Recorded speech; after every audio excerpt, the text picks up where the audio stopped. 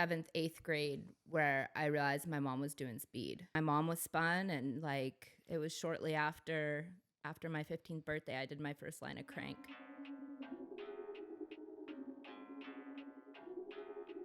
Say it, your auntie house.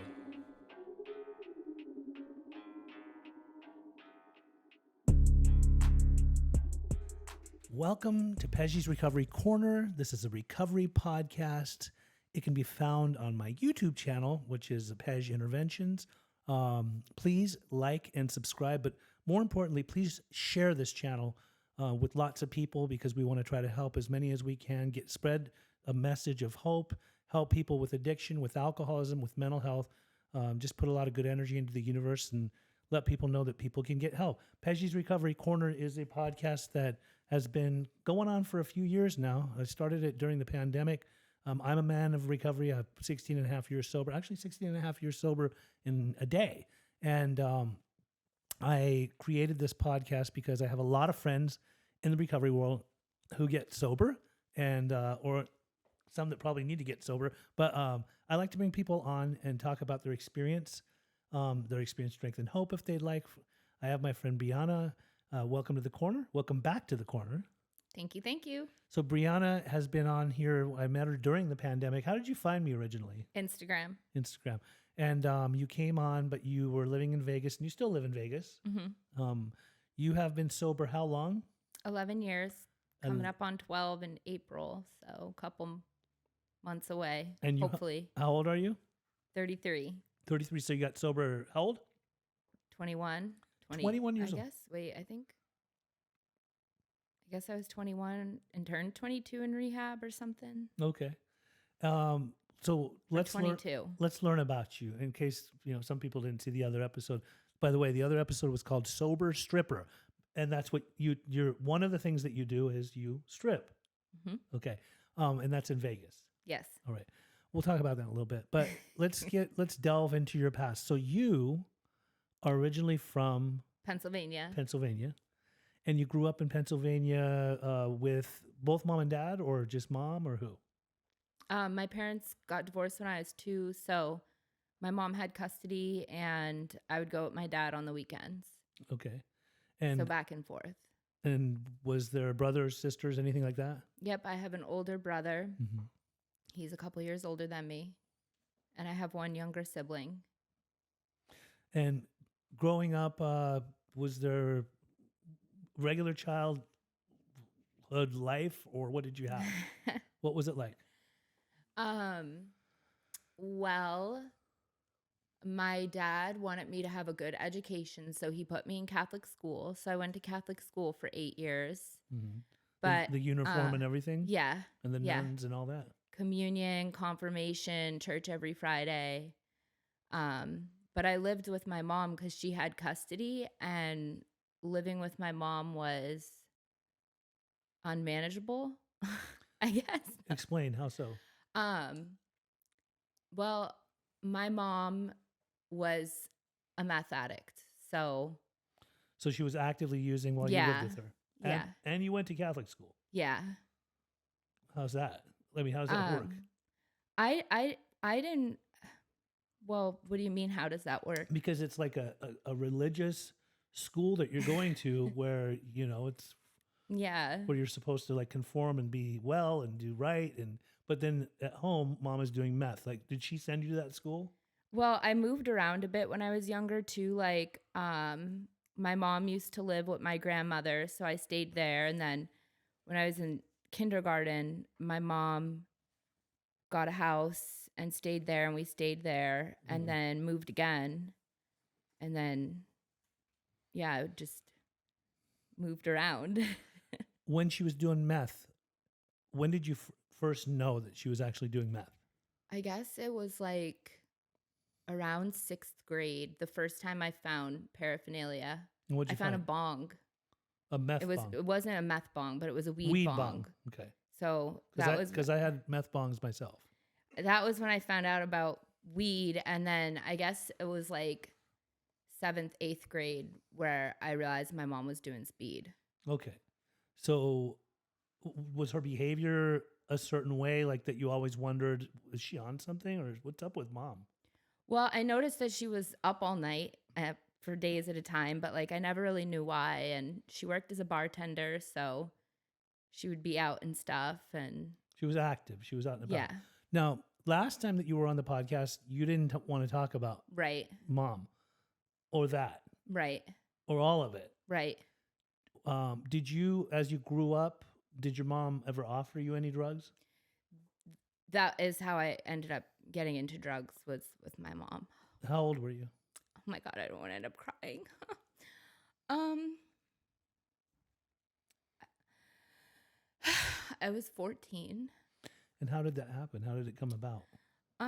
Like I just started to notice and like, like I was in Catholic school, so I heard the DARE message, drugs are bad. And like I remember like seeing the behaviors and I was like, yeah, like I'll never start partying or anything like that. But like I got this like kind of curiosity and I was like, yeah, like I want to try stuff. I want to party. And like I started to get curious about like all kinds of different drugs. And so I was able to ask my mom. So I did. Like, So was she the first person you ever tried drugs with, or had you already tried?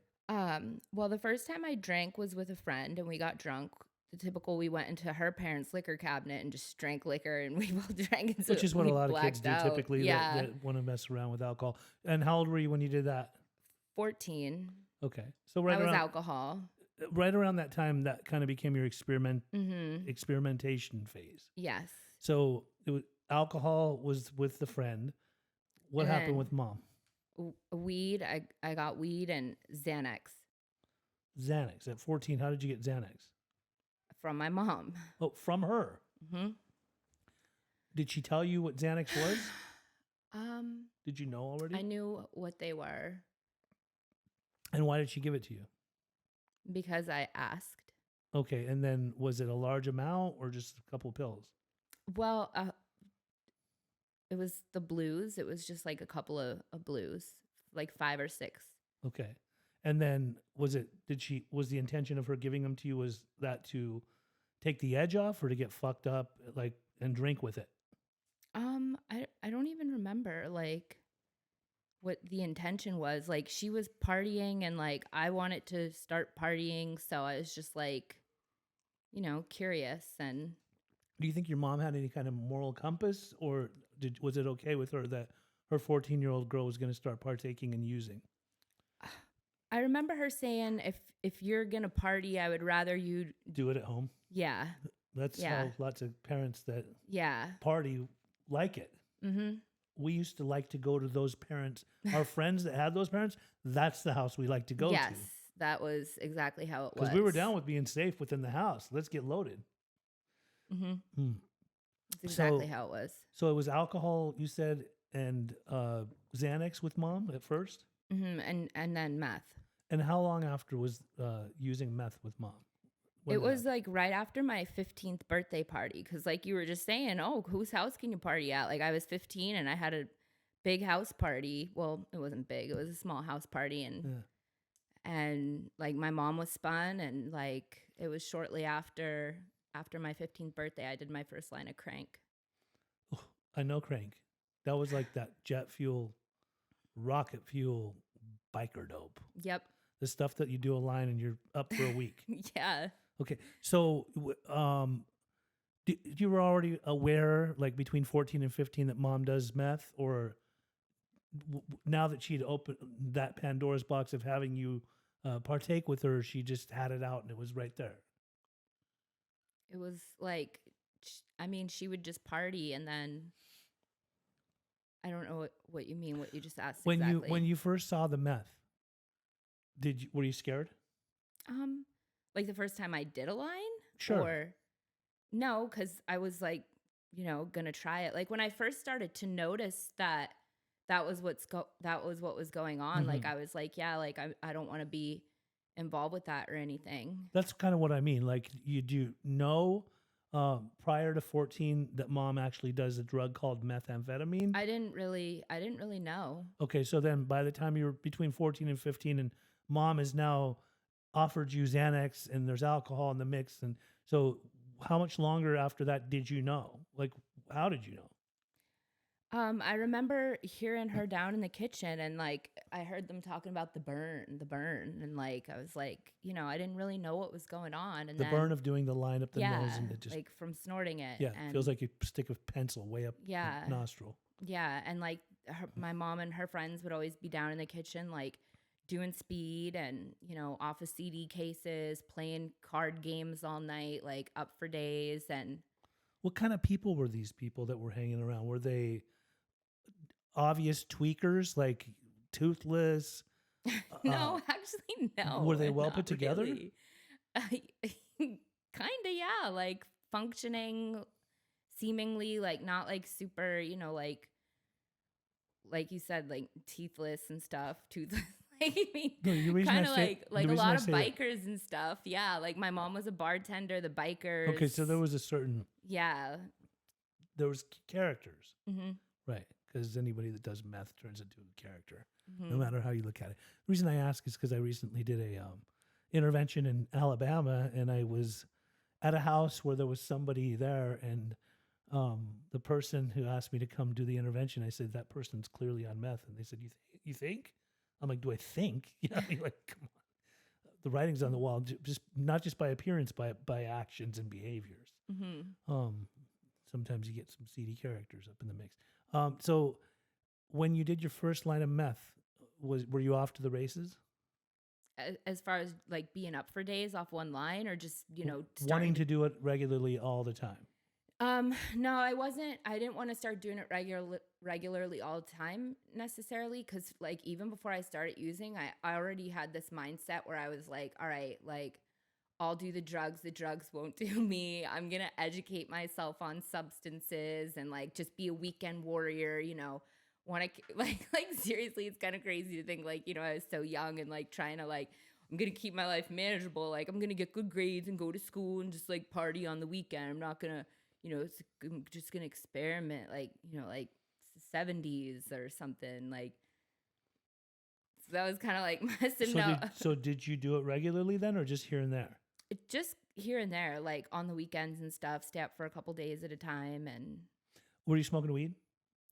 I tried weed, but I actually didn't even really like weed, so You weren't really much of a person that it liked made the me weed. paranoid. I didn't like You were weed. that person that gets paranoid. Mm-hmm. Okay. Yeah. We know about those ones.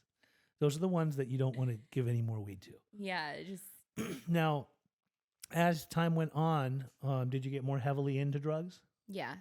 So, how did that happen? Like, what age? So basically, like in high school, I wanted to try everything at least once. That was like my little mission. Like So, did you?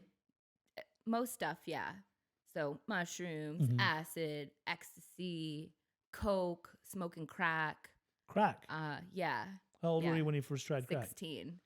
And what made you like? Why did you try cocaine and then think, well, let's try the crack too? Yeah, it was just the same thing. Like when you're just hanging out with people partying, you can always find someone who's doing that particular thing. So, Did you think I might turn into a crackhead? no, I Did didn't you think turn into a that. crackhead? No, I turned into a dope fiend. Okay. And what kind of dope would that be? Heroin was Heroin. my, Okay. I think I remember ultimate now. fave. Yeah. Yeah. And Yeah. you got into heroin at what age? 17. And the first time you ever saw heroin, who had it and how did it look and what did you think? Uh, You don't have to tell me exactly who had it. Was it a family friend, a person? An that you ex-boyfriend Ex-boyfriend. who was into it. Okay. And it was actually, China White. no, it was like brown and it was in like tinfoil, like folded up in tinfoil. Okay. And were And you the first time I did it, I snorted it. afraid thinking like this is heroin? Like this is really serious? No. Oh, you're already doing the other stuff, so Yeah. it's just another drug. Yeah. Yeah. And did you become immediately addicted to heroin? Nope. Again, and just a little. Yeah, just trying all the things. Okay. Okay. Then. Okay, and then. Wow. If you pull it down, then you can hear me better. Okay, so then, what did you do? What happened with your life for like? Did you finish high school on time? I did actually graduate high school. Okay. I don't know how that happened. Was there but plans of going to college? no. Was mom in your life all throughout those years? Yeah. Were you using with her regularly throughout all those years? Yeah. Did you and her ever have issues with each other, or were you kind of buddies? Yeah, we were kind of just like party buddies, I guess. I mean, we didn't have issues necessarily. Okay, and then so you graduated high school. What'd you do then with your life? I went to rehab right after I graduated high school. I didn't actually walk in the graduation ceremony either because Whose idea was it to go to rehab? my juvenile probation officer. Oh, so you got in trouble with the law. Yeah. Did you go to juvie? No. Okay. So then your juvenile probation officer, like you got put on probation because you broke broke the law? Yeah, I got 2 underage drinking fines and 2 retail thefts. So that's who recommended that you go to rehab. Yeah, because I Not was mom. right. Mom didn't say go to rehab. No. So you went to rehab for how long?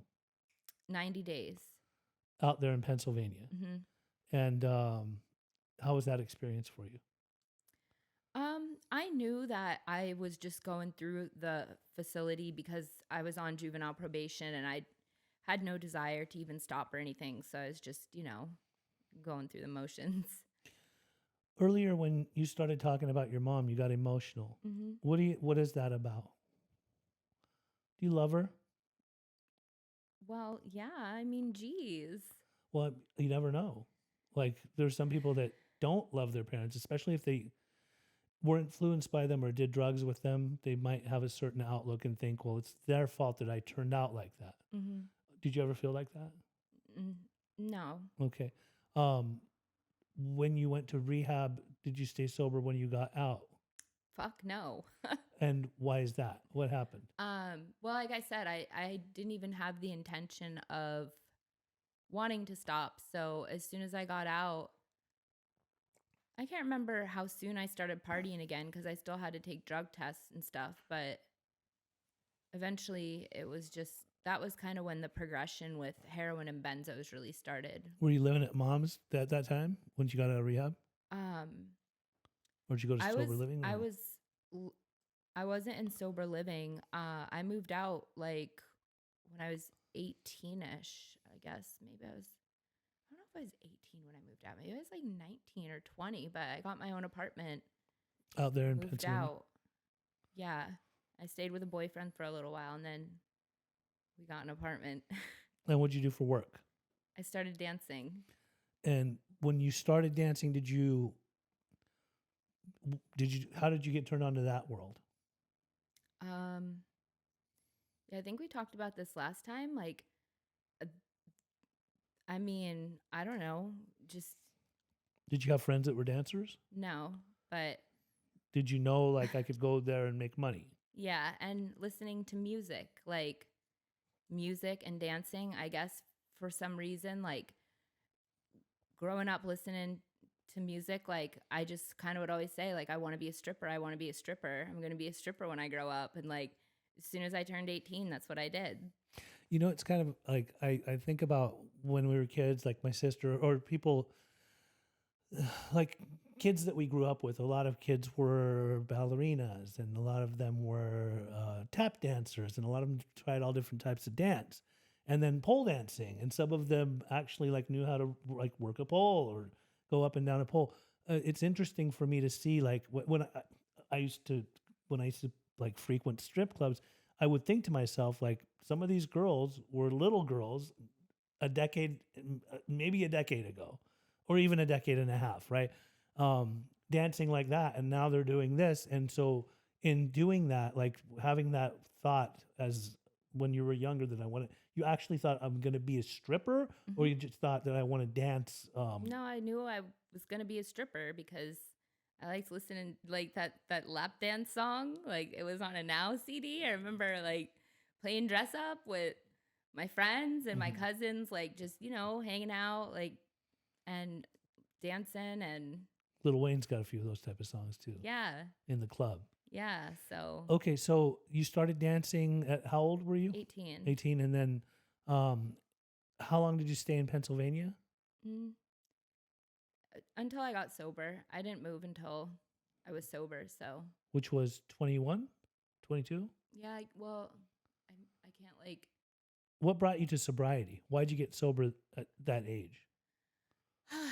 Well, like I said, I had loved partying and using, and the time there did come a time where like I wanted to stop, and that's when it became a battle of going in and out of rehab. So that first time I went in, I didn't want to go, um, but I had gone multiple times after that because I kept trying to quit because I did develop a physical dependence to the heroin and benzos, Were you smoking heroin or shooting it? shooting it. When did you first start shooting heroin? It was like I was 17. It was before I graduated. And how many years did you do that for? 2 or 3? Up until like I got sober. So I'm trying to think because April 2012. I'm not sure. I guess I was 22 when I got sober and then turned 23 in rehab because my birthday's May 10th. So there, 22. Because I was thinking, no, wasn't 22 I got sober. Okay. So you got sober, and why did you take it so seriously? My 8th time in rehab, I hit bottom. 8 times you went to rehab. Mm-hmm. All these times that you went to rehab, were they like indigent places? Was they like nice rehabs? Was it? It was like county funded rehab. Okay. So like the first one was like 90 days, and then it would kind of depend on, like, sometimes it'd be a 28-day one. There was 1 or 2 times where it was just, like detox and then right back out. So after 8 times, did something happen with you within yourself where you made a decision? You're like, Mm-hmm. enough is enough. Yeah. Did someone say something that like stuck with you and you realized? Yes. Okay. And who was that? Yeah. I was in rehab my 8th time. I was going to leave. I made up my mind I was going to just leave. And I went to the counselor's office and made a phone call. He said, "Oh, you're going to leave it up to the fates." And I said, "Yeah, my ride either will come get me or she won't." So my ride was on the way. My bags were packed. I made up my mind.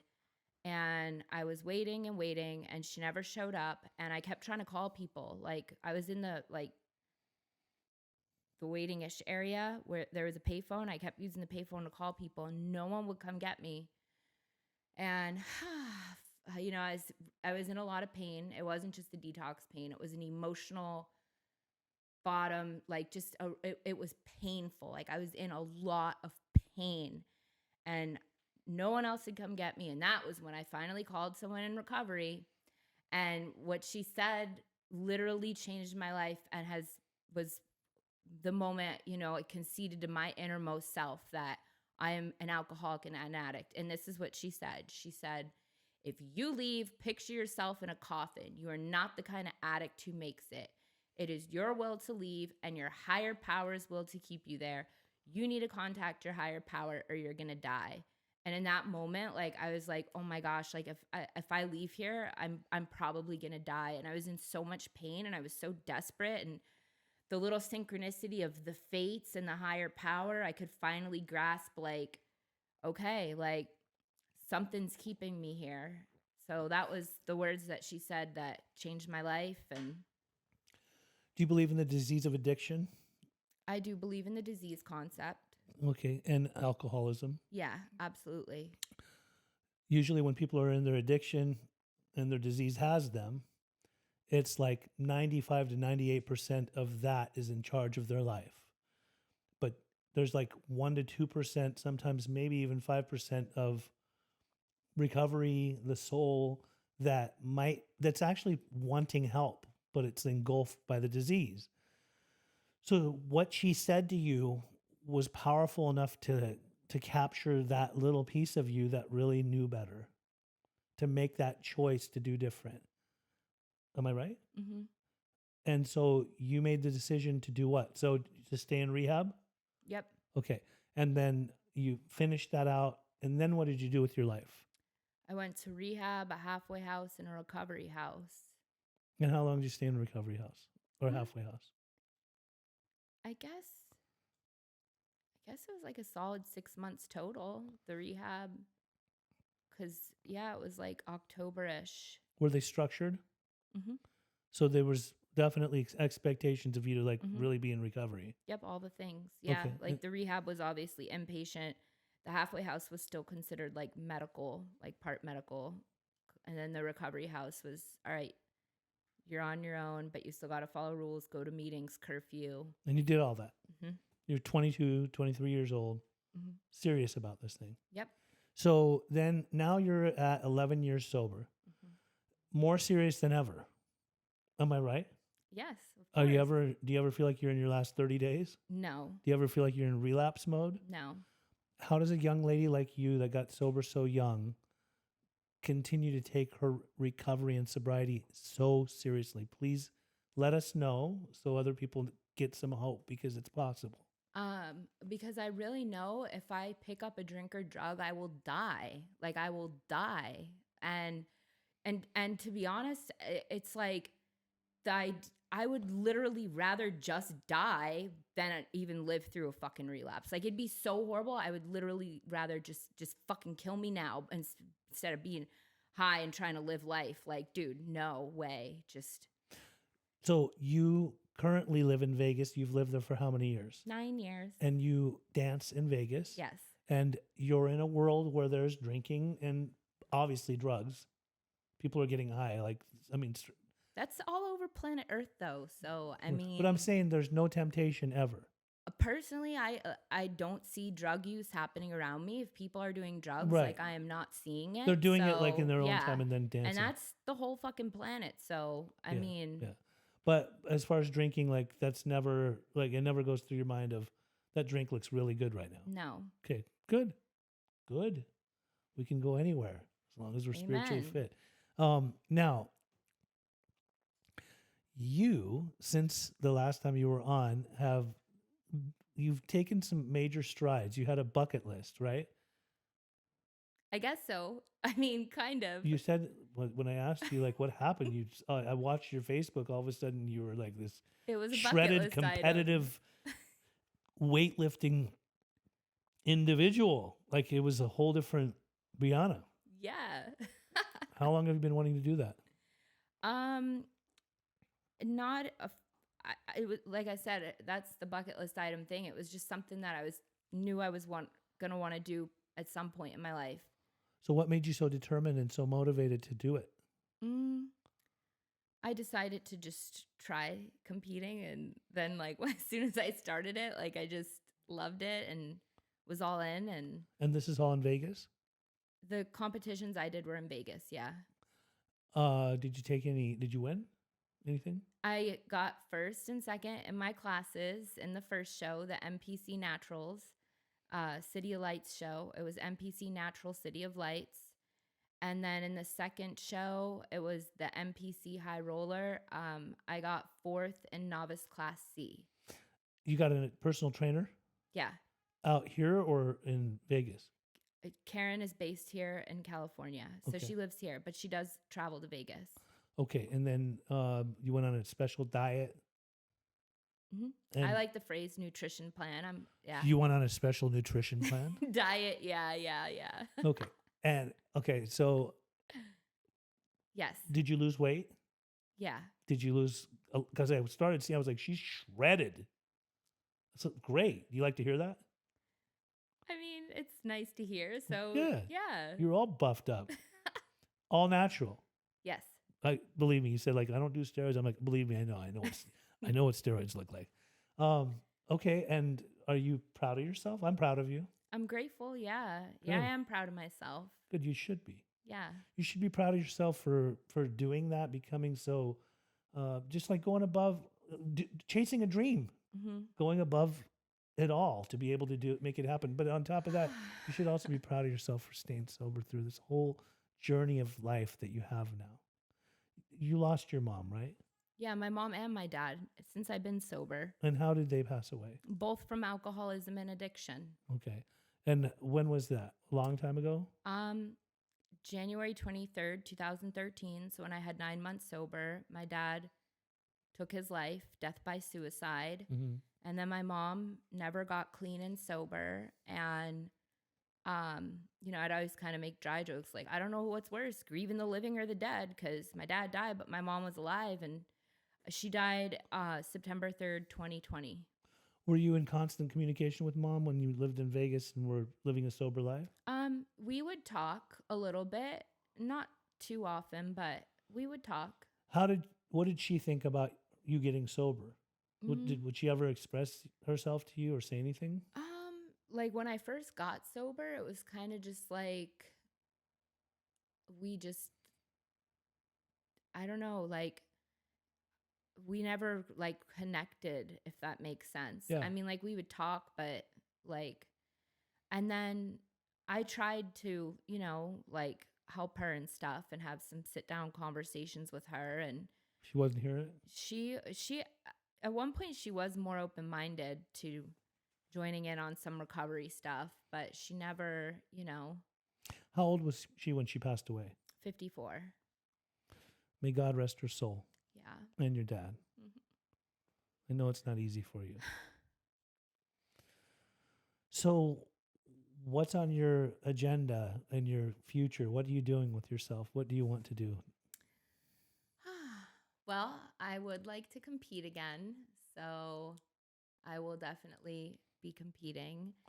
And I'm currently studying the NASM course to be a personal trainer. Mhm. So I would like to do that. And that's what I'm up to right now. Weren't you doing some stuff in the medical field too? Oh, caregiving. Yeah. Yeah, I was. I was working as a You caregiver. still? No. But Exactly. I did for a little You while did. and it was wonderful. Getting married anytime soon or anything like that? No, I don't think so. Just chilling with it. Yeah. To who? I don't know. I never know. Yeah. I mean, I would like to get married someday, Mhm. definitely. But geez, I don't know what's in store. You never know. Well, I appreciate you coming out here. You drove all the way from Vegas. You stayed at some friend's Yes. house in Redlands and Yes. came to be on the show tonight. Yeah. I mean, I always appreciate you. I see you, I see you on various platforms. You are a vibrant lady. You help a lot of people. Anytime anyone is going to Vegas, to move to Vegas or Henderson or wherever close by, I can always count on you because if they need to be plugged into any kind of recovery community, you're always there for me. And it's like you always answer. And I appreciate you for that. I appreciate you and thank you.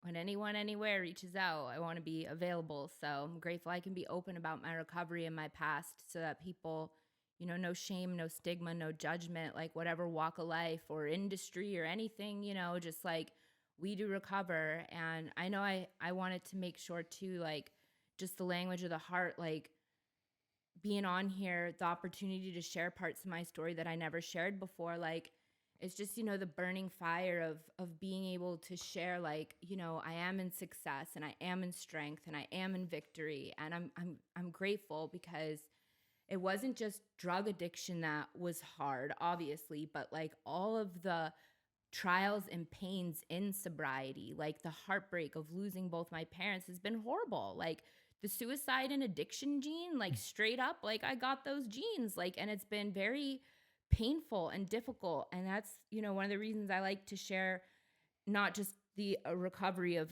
drugs and alcohol, but like anyone who's hurting or in pain or suffering that darkness that people struggle with, like that we have voices like, okay, like I've been there and like I've overcome that. And I just want to truly motivate and inspire others, like go for your dreams, like overcome, just, that good energy, like here for it, to give it away.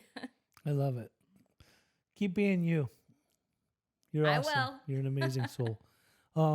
Thank you all for tuning in. Remember to subscribe and like, but more importantly, share this channel. Pej Interventions, Pej's Recovery Corner. This is our podcast. Signing out. Thank you. Hey, Brianna. Auntie, Thank you, Pej. Bye-bye.